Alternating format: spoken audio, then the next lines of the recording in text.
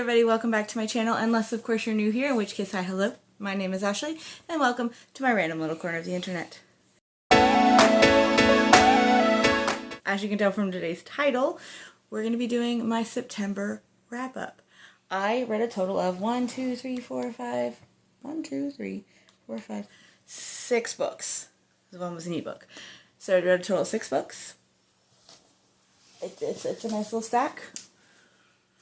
Plus the ebook. So, you know, let's get into it. So, I'm going to go,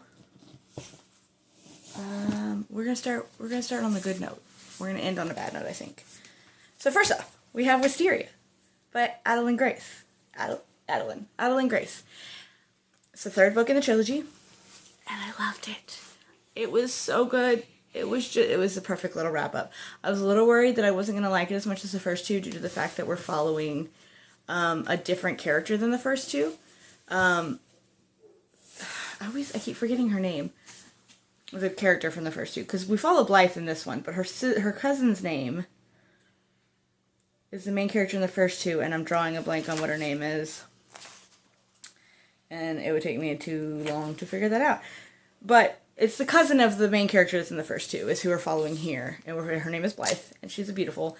And she got married, spoilers, she got married to Fate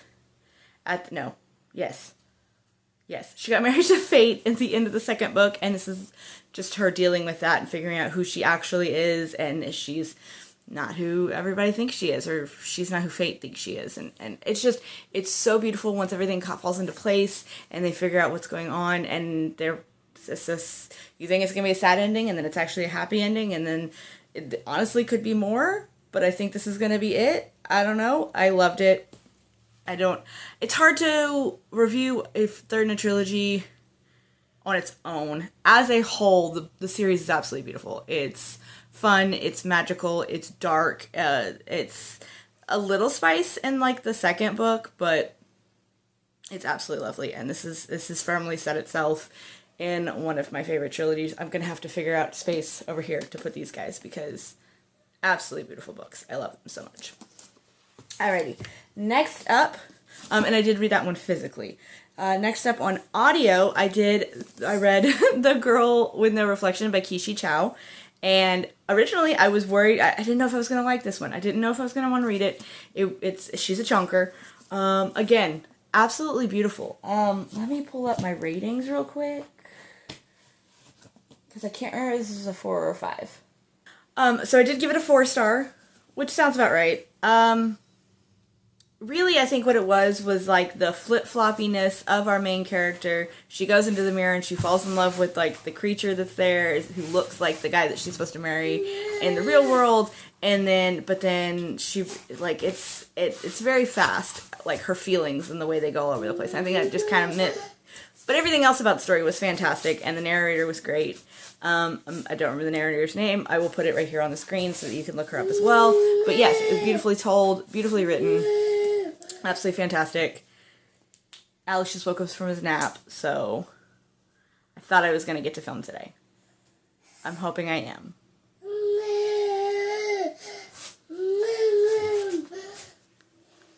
You say hi?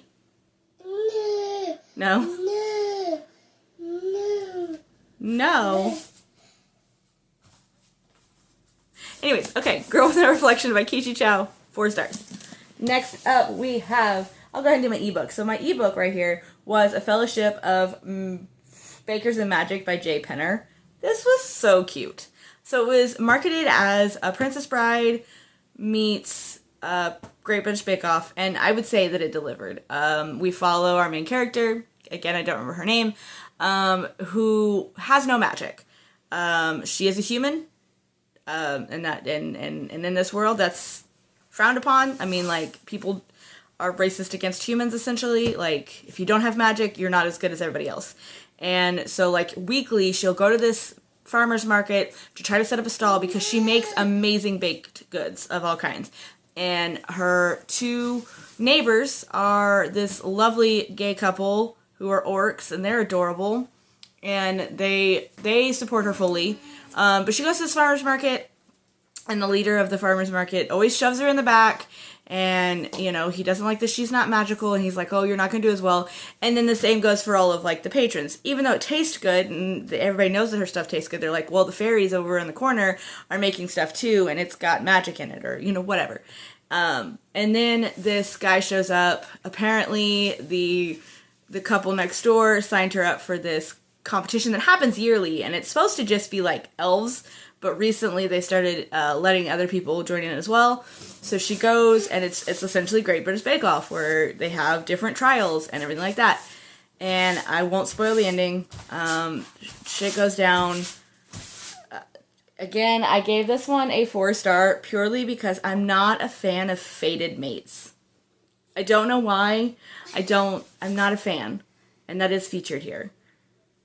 So I think that's really the only reason I gave it a 4-star. Otherwise, it's super cute, super cozy, a lovely little fall read, especially if you like baking. If you love like a Great British Bake Off, this is it. It's fantastic. It's a lovely little book. Alrighty, next up, I'm gonna go with my 5-star read. So I did say that Wisteria was 5-star, obviously. My next 5-star was Starling House by Alex E. Harrow. I was hesitant about this because, yes, I got it from Book of the Month, so it means I chose it out of the 5 that were available that month. I think mainly it was a cover buy because this cover is beautiful. Like, yeah. I was just worried it was going to be a little too creepy, but I think it had the absolute perfect amount of creep for a early fall read. I did let people choose between this and I think it was the Scarlet Amethyst because this was for a book that was released the month that I was born. Because I didn't mention that at the beginning. This was all for Aurelium Readathon, Magical Readathon with G over at Book Rose. And one of my prompts was a book that was published in the month that I was born. So anything published in October was good to go. And the only books that I own that were published in October were Scarlet Amethyst and Starling House. I think I had one more, but it was just not what I wanted to read at the moment. So this is what everybody chose, and I was like, oh no, it's going to be creepy. No, it was the perfect amount of creep, and I loved it. Again, I did this one on audiobook, and the audio narrator was just fantastic. Again, I'll put their name right here. Yes, love it. It's not that long. It was a nice little fun read to get ready for fall. So yes, 5 stars. Yeah. So next up, this is where we start getting last year. So this next prompt was a book that I anticipated to be 5 stars. Last year, I believe it was last year or the year before. I can't remember my years anymore. But the year that the Sunbearer Trials came out was my second favorite book. So I was so excited to read Celestial Monsters. And I did enjoy it. I enjoy the characters. And I enjoy the world that we're in. Even though I keep forgetting that it's more modern. They pull out like Takis and start eating and I'm like, wait, what? Or they pull out a phone and I'm like, oh yeah, we are modern. But it fell short. There's dual POVs in this one. We follow Teo, who is our main character that we pretty much follow in the I can't remember if the first book is dual POV or not. But we follow Teo, who is our good guy. He is this lovely little he's the son of Quetzalcoatl. And and then we follow Gio, who is the son of what we think, up until the end of the last book, is the son of the god of luck, of bad luck, usually. And then we find out at the end of the first book that he's not, and shit goes crazy. The parts of the book that follow Gio's point of view were fantastic. I loved it. I felt like there was just more going on. The parts that were following Teo were a little boring. I hate to say that, but they were. And it just, I don't know. So I only gave it a 3-star. I hate that. I hate when I go into a book fully expecting it to be a 5-star because the first one was, and it falling flat, it makes me really sad. I still love it. I still love the world. I still love the character. Naya is still my girl. These two are the most adorable. This is Aurelio. And they're still adorable. But the sequel fell flat from the first one. And then the final book of the month was the most disappointing. And it is a middle grade book, so maybe... I'm not even going to say maybe that's why.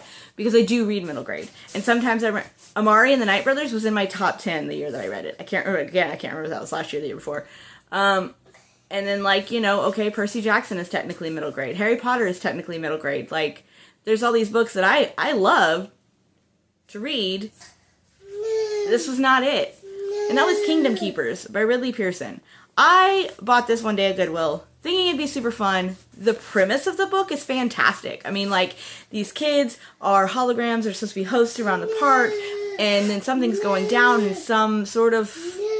something's going on that's messing up the park, and these kids have to figure out why before it's not just happening at night. Like, it's happening when the park is closed and it's nighttime and everything like that. But if they don't figure it out, it's gonna break into, like, the world, essentially. And that sounds amazing. That sounds like a fantastic premise to a book. This was so... The misogyny against... Oh my god. There's 5 main characters that were the kids that are these hosts. We've got 3 boys and 2 girls. There's just so... I hate the way that it almost makes it seem like the girls aren't competent, and it bothers me so much. But then, like, even still, I've seen reviews that, like, I've only personally been to Disney World one time, and I was in high school, and it was a school trip, and, I didn't really get to see a whole lot of it, but, like, people in reviews are like, yeah, I go to Disney regularly, and I don't know what the hell this guy's talking about. Or has he ever seen Maleficent, or Sleeping Beauty? He talks a lot about how when Maleficent comes in the room, like, all this ice forms. Why would Maleficent have anything to do with ice? She's fire. And then turns into a dragon. So that's a little weird. And then it's just... I don't know. The premise was so good, and I was so excited for this. It was going to be a cute, fun read, and I gave it a 2 stars. I gave it 2 stars because I finished it. I do not give 1 stars, because if I gave it a 1 star, I DNF'd it. And if I DNF it, I don't give it any stars. 2 stars means I finished it. Probably didn't like it, but I made myself finish it. 3 stars is I liked it, and I liked it enough to finish it. 2 stars is I forced myself to finish it. And that's what happened here, because I needed to know how it ended. Unfortunately, there's like 4 more books, and I don't care. I don't care. I wish that I did. I wish that this was done better. And I wish, if you enjoy these books, did you read them as an adult, or did you read them as a kid? Because obviously they're geared toward kids, and I get that. And so, like, if you read it as a kid and you absolutely love this series, that's totally fine. I'm 35 years old, or I will be here soon, and yeah, this is not it. This is not it for me. And I'm really sad that this is how I ended my month, because I hate to end it on a bad note, but yeah. Anyways, so with that being said, obviously this is my least favorite of the month, and I probably will unhaul this. I should unhaul things that I really didn't like, because especially when I vent about them, like, I clearly don't like it. But this one, I don't know, it might be something I can hand on to my kids. There's a couple that I've DNF'd that I'm like, or not DNF'd, but like I didn't like, and I'm like, this is not something that my kids can read yet. But this one they can read. Although, I mean, the one I have that's in reading age that this one would fit for, I don't know if I want her reading about how these girls are just dumb and can't do anything. Because she's at that age right now that, like, that's detrimental to her mental health type situation. And then, okay, let's go back to my favorite. So I don't know. Obviously, I really, really, really, really enjoyed Wisteria. Like, the whole trilogy is one of my favorites now. But then Starling House was also really, really good. They're both 5 stars. As a standalone, wrapped up story, I think Starling House just ekes ahead of Wisteria. Just barely. Like, I don't know which one my favorite is. It's one of those 2. And I'll figure it out before the end of the year when I make my ranking of my top 10. Because the thing is, like, there's some months that I'm like, yeah, this is my favorite this month, but I didn't really actually enjoy it all that much. Whereas then there's months like this where I've read multiple that I really, really enjoyed, and now I have to figure out, where that goes on the ranking. I don't know. But yeah, so I've already asked the one question about Kingdom Keepers. Other than that, what was your favorite book that you read in September? Did you do any readathons? Because I did. This was my wrap up for Aurelium Academy, and that means I passed my classes, which means I am done with Autumn Equinox, and I am now a apprentice Moon Warden. I think that's the second level. The first level is novice, and I think the second level is apprentice. So I'm done with my apprentice level for Moon Warden, and so in April I will start for the third level. But yeah, so what was your favorite book of September? Did you participate in any readathons? Did you read any books where you just absolutely just forced yourself to finish reading it, or did you end up DNFing? Because sometimes, that's DNFing is totally fine, and I should do that more often. But then sometimes I'm like, I really just need to know how it ends. There's a problem. I have DNF'd a handful of books in my life. Just a small handful, maybe 2 or 3. Anyways, so with all that being said, if you like this video, please hit the thumbs up button as well as the big red subscribe button and the notification bell so that you are always notified every time that I upload. We are so close to 100, and I know that seems like not a lot for some people, but it's a lot to me, and I'd be so excited to hit that. Heck, I'd be so excited to hit that before my birthday, which is in like 24 days. Probably not going to happen. We're at 83 right now. That's only 17. It could happen. It could happen. So yeah, if you're watching this and you're not subscribed, please subscribe. It'd be a fantastic birthday present for me. But yeah, with all that being said, I already did all of my stuff. So yeah, I will see you guys next time. Bye.